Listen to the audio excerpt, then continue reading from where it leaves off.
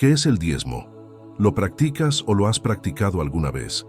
¿Crees que es una obligación o una opción para los cristianos?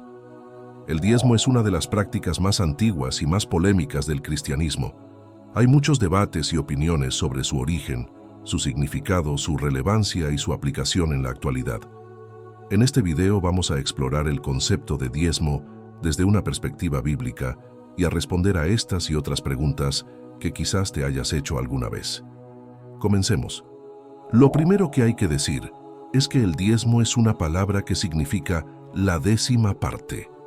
Se refiere a la práctica de dar el 10% de los ingresos o de las ganancias a Dios o a su obra.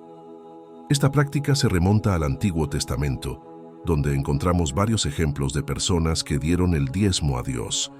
Por ejemplo, Abraham le dio el diezmo a Melquisedec, el rey de Salem y sacerdote de Dios, después de rescatar a su sobrino Lot. La Biblia dice en Génesis 14:20, «Y bendito sea el Dios Altísimo, que entregó tus enemigos en tu mano, y le dio a Abraham los diezmos de todo». Este es el primer caso de diezmo que se registra en la Biblia, y nos muestra que Abraham reconoció la soberanía y la bendición de Dios sobre su vida y sus bienes. Otro ejemplo de diezmo en el Antiguo Testamento es el de Jacob, el nieto de Abraham, que le prometió a Dios darle el diezmo de todo lo que le diera, después de tener una visión de una escalera que unía el cielo y la tierra. La Biblia dice en Génesis 28:22, «Y esta piedra que he puesto por señal será casa de Dios, y de todo lo que me dieres, el diezmo apartaré para ti». Este es el segundo caso de diezmo que se registra en la Biblia, y nos muestra que Jacob hizo un pacto con Dios y se comprometió a honrarlo con sus posesiones. Pero el diezmo no solo fue una práctica voluntaria y personal de algunos patriarcas, sino que también fue una ley establecida por Dios para el pueblo de Israel. Dios le dio a Moisés una serie de instrucciones sobre cómo debían dar el diezmo los israelitas, tanto de sus cosechas como de sus animales. La Biblia dice en Levítico 27:30-32, «Y el diezmo de la tierra, así de la simiente de la tierra como del fruto de los árboles, de Jehová es cosa dedicada a Jehová. Y si alguno quisiere rescatar algo del diezmo, añadirá la quinta parte de su valor. Y todo diezmo de vacas o de ovejas, de todo lo que pasa bajo la vara, el diezmo será santo a Jehová». Este es el tercer caso de diezmo que se registra en la Biblia, y nos muestra que Dios estableció el diezmo como una forma de reconocer su propiedad y su provisión sobre la tierra y sus frutos. El propósito del diezmo en el Antiguo Testamento era sostener el servicio del tabernáculo y del templo, y proveer para las necesidades de los levitas, los sacerdotes, los pobres, los huérfanos y las viudas. La Biblia dice en Números 18:21, «Y he aquí yo he dado a los hijos de Leví todos los diezmos en Israel por heredad, por su ministerio, por cuanto ellos sirven en el ministerio del tabernáculo de reunión». Y también dice en Deuteronomio 14:28-29, «Al fin de cada 3 años sacarás todo el diezmo de tus productos de aquel año, y lo guardarás en tus ciudades. Y vendrá el levita, que no tiene parte ni heredad contigo, y el extranjero, el huérfano y la viuda que hubiere en tus poblaciones, y comerán y se saciarán, para que Jehová tu Dios te bendiga en toda obra que hagas». Estos versículos nos muestran que el diezmo era una forma de apoyar el culto a Dios y de compartir con los necesitados. Pero el diezmo no solo era una obligación legal, sino también una expresión de gratitud y de fidelidad a Dios. Dios prometió bendecir abundantemente a los que dieran el diezmo con generosidad y con alegría. La Biblia dice en Deuteronomio 14:22-23, «Indefectiblemente diezmarás todo el producto del grano que rindiere tu campo cada año, y comerás delante de Jehová tu Dios en el lugar que Él escogiere, para poner allí su nombre, el diezmo de tu grano, de tu vino y de tu aceite, y las primicias de tus manadas y de tus ganados, para que aprendas a temer a Jehová tu Dios todos los días». Y también dice en Malaquías 3:10, «Traed todos los diezmos al alfolí y haya alimento en mi casa. Y probadme ahora en esto, dice Jehová de los ejércitos, si no os abriré las ventanas de los cielos, y derramaré sobre vosotros bendición hasta que sobreabunde. Estos versículos nos muestran que el diezmo era una forma de honrar a Dios y de recibir su favor. Estos son solo algunos de los pasajes que hablan del diezmo en el Antiguo Testamento. Hay muchos más que podríamos mencionar, pero con estos basta para ver que el diezmo era una práctica establecida por Dios para su pueblo, con varios propósitos, como reconocer que todo lo que tenemos viene de Dios y que le pertenece a Él, honrar a Dios con lo primero y lo mejor de lo que nos da, sostener el servicio del templo y el sacerdocio, bendecir a los pobres y a los necesitados, celebrar la bondad y la fidelidad de Dios. Pero, ¿qué pasa con el Nuevo Testamento? ¿Qué dice Jesús y los apóstoles sobre el diezmo? ¿Es una práctica que sigue vigente para los cristianos o ha sido abolida por la gracia? Aquí es donde viene la parte más interesante del video. Presta mucha atención a lo siguiente. En el Nuevo Testamento, el diezmo no es mencionado como una ley o una obligación para los cristianos, sino como un principio o una enseñanza. Veamos algunos ejemplos. En Mateo 23:23, vemos que Jesús reprendió a los fariseos por diezmar hasta la menta, el eneldo y el comino, pero descuidar lo más importante de la ley, la justicia, la misericordia y la fe.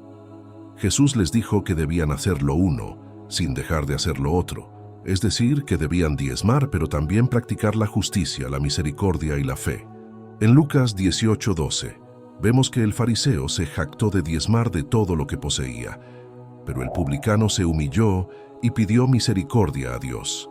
Jesús dijo que este último fue justificado, y no el primero, porque el que se enaltece será humillado, y el que se humilla será enaltecido. En Hebreos 7:1-10, vemos que el autor hace una comparación entre el sacerdocio de Melquisedec y el de Cristo, y usa el ejemplo de Abraham, que le dio el diezmo a Melquisedec, para demostrar que el sacerdocio de Cristo es superior al de los levitas y que por medio de él tenemos un mejor pacto, una mejor esperanza y una mejor promesa.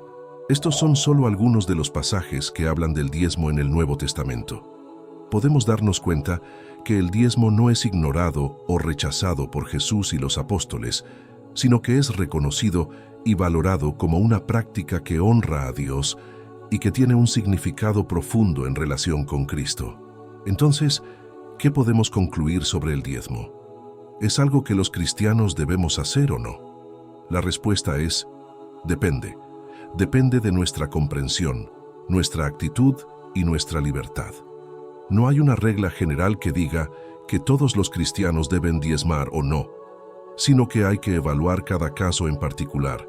Por ejemplo, hay cristianos que diezman por convicción, por gratitud, por generosidad, por fe, etc. Pero también hay cristianos que diezman por obligación, por temor, por egoísmo, por legalismo. Hay cristianos que diezman con alegría, con amor, con sacrificio, con esperanza. Pero también hay cristianos que diezman con tristeza, con resentimiento, con avaricia, con duda. Hay cristianos que diezman como una forma de adorar a Dios, de servir a su reino, de bendecir a su iglesia, de ayudar a los necesitados. Pero también hay cristianos que diezman como una forma de manipular a Dios, de comprar su favor, de presumir su religiosidad, de desentenderse de su responsabilidad, etc. Recuerda que lo más importante no es lo que das, sino cómo lo das. Lo que Dios quiere es que lo ames con todo tu ser y que ames a tu prójimo como a ti mismo. Ese es el mandamiento más grande y el resumen de toda la ley. Si cumples con eso, estarás cumpliendo con la voluntad de Dios, diezmes o no. Ten muy presente que el Nuevo Testamento nos da principios y ejemplos sobre la ofrenda y la mayordomía. Aunque el Nuevo Testamento no nos ordena diezmar, sí nos enseña a ofrendar y a administrar bien nuestros recursos para la gloria de Dios y el bien de los demás. Veamos algunos de estos principios y ejemplos. Primero, ofrendar con alegría. 2. Corintios 9:7 dice, cada uno dé como propuso en su corazón, no con tristeza, ni por necesidad, porque Dios ama al dador alegre. Aquí el apóstol Pablo nos anima a dar con gozo y no con pesar o por obligación. Dios no se fija tanto en la cantidad que damos, sino en la actitud con que lo hacemos. Dios quiere que demos porque lo amamos y porque reconocemos todo lo que Él ha hecho por nosotros. Dios quiere que demos porque nos alegramos de participar en su obra y porque sabemos que Él nos proveerá de todo lo que necesitamos. Segundo, ofrendar con generosidad. 2 Corintios 9:6 dice: «Pero esto digo, el que siembra escasamente, también segará escasamente, y el que siembra generosamente, generosamente también segará». Aquí el apóstol Pablo nos reta a dar con abundancia, y no con mezquindad. Dios no quiere que seamos tacaños, sino que seamos liberales. Dios no quiere que demos lo que nos sobra, sino que demos lo mejor que tenemos. Dios no quiere que demos lo mínimo, sino que demos lo máximo. Dios quiere que demos como Él nos ha dado, con gracia y con sacrificio. Dios quiere que demos como sembradores, que confían en que su cosecha será mayor que su siembra. Tercero, ofrendar con fidelidad. 1 Corintios 16:2 dice: «Cada primer día de la semana cada uno de vosotros ponga aparte algo, según haya prosperado, guardándolo, para que cuando yo llegue, no se recojan entonces ofrendas». Aquí el apóstol Pablo nos instruye a dar con regularidad y no con esporadicidad. Dios no quiere que seamos inconstantes, sino que seamos constantes. Dios no quiere que demos solo cuando nos acordamos, sino que demos como un hábito. Dios no quiere que demos solo cuando nos conviene, sino que demos como un compromiso. Dios quiere que demos como mayordomos, que saben que deben rendir cuentas de lo que han recibido. Cuarto, ofrendar con propósito. 2 Corintios 9:8-9 dice: «Y poderoso es Dios para hacer que abunde en vosotros toda gracia, a fin de que teniendo siempre en todas las cosas todo lo suficiente, abundéis para toda buena obra. Como está escrito, repartió, dio a los pobres, su justicia permanece para siempre». Aquí el apóstol Pablo nos recuerda el objetivo de dar, que es hacer el bien. Dios no quiere que seamos egoístas, sino que seamos solidarios. Dios no quiere que demos para acumular, sino que demos para compartir. Dios no quiere que demos para recibir, sino que demos para bendecir. Dios quiere que demos como siervos, que buscan el reino de Dios y su justicia. Quinto, ofrendar con fe. Hebreos 11:4 dice: «Por la fe Abel ofreció a Dios más excelente sacrificio que Caín, por lo cual alcanzó testimonio de que era justo, dando Dios testimonio de sus ofrendas, y muerto, aún habla por ella». Aquí el autor de Hebreos nos muestra el ejemplo de Abel, que dio a Dios con fe y no como Caín, que dio a Dios sin fe. Dios no quiere que seamos incrédulos, sino que seamos creyentes. Dios no quiere que demos sin confiar en Él, sino que demos confiando en Él. Dios no quiere que demos sin esperar nada de Él, sino que demos esperando todo de Él. Dios quiere que demos como hijos, que saben que su Padre los ama, los cuida y los recompensa. Estos son algunos de los principios y ejemplos que el Nuevo Testamento nos da sobre la ofrenda y la mayordomía. Como ves, el diezmo no es el único modelo, ni el más adecuado, para los cristianos de hoy. Hay otras formas de dar, más acordes con el Evangelio de la gracia, que nos permiten ser más libres, más responsables y más maduros en nuestra fe. Esto no significa que el diezmo sea malo o que no se pueda practicar, sino que no es obligatorio ni suficiente para expresar nuestro amor y nuestra gratitud a Dios. ¿Y tú qué piensas sobre el diezmo? ¿Lo practicas? ¿Cómo lo practicas? ¿Qué beneficios te ha traído? ¿Qué dificultades has encontrado? Te invito a que compartas tus opiniones y experiencias en los comentarios. Me gustaría saber qué piensas y cómo vives tu fe en este aspecto. Recuerda que este es un espacio de respeto y de diálogo, donde podemos aprender los unos de los otros. Espero que este video te haya sido útil e interesante. Si quieres, puedes compartir este video con tus amigos, familiares y contactos para que más personas puedan conocer la perspectiva del Nuevo Testamento sobre el diezmo y otros temas. Muchas gracias por tu atención y tu apoyo. Que Dios te bendiga y te guarde. Hasta la próxima.